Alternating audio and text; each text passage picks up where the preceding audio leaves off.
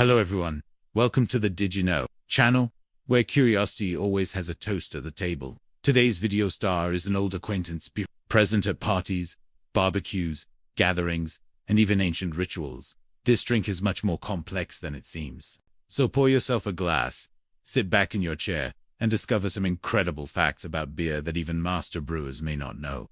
Believe it or not, beer is older than writing. Archaeologists have discovered evidence of a fermented drink made from grains in settlements in Mesopotamia dating back to around 5000 BC. The Sumerians not only drank beer, but also wrote hymns praising the goddess. The Egyptians also valued it.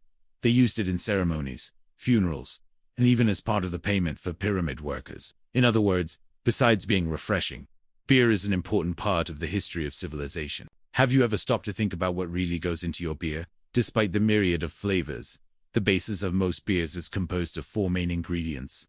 Water, which influences pH and smoothness. Malt, usually barley, responsible for body and sweetness. Hops, a flower that adds bitterness, aroma, and helps with preservation.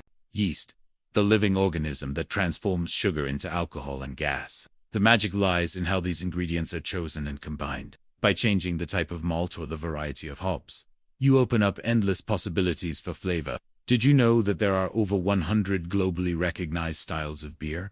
And within those, hundreds of variations. From light and crystal clear pilsners to dense and creamy imperial stouts, there is a style for every taste and every moment. We also have aromatic IPAs, Belgian Trappist beers that are produced in monasteries, and even smoked, sour, and pumpkin beer. Guinness, for example, which many people find too strong, is a relatively light stout in terms of alcohol content, which surprises a lot of people. Greater than fermentation is where the magic happens. Yeast consumes the sugars in the malt and releases alcohol and carbon dioxide. But what few people know is that there are two main types of fermentation. Made at higher temperatures, results in fruity, rich, and complex flavors. Lager, made at cold temperatures, produces lighter, smoother, and crystal clear beers. Even the type of yeast impacts the final aroma and taste. It's like alchemy, only delicious. Greater than yes, beer has its own day.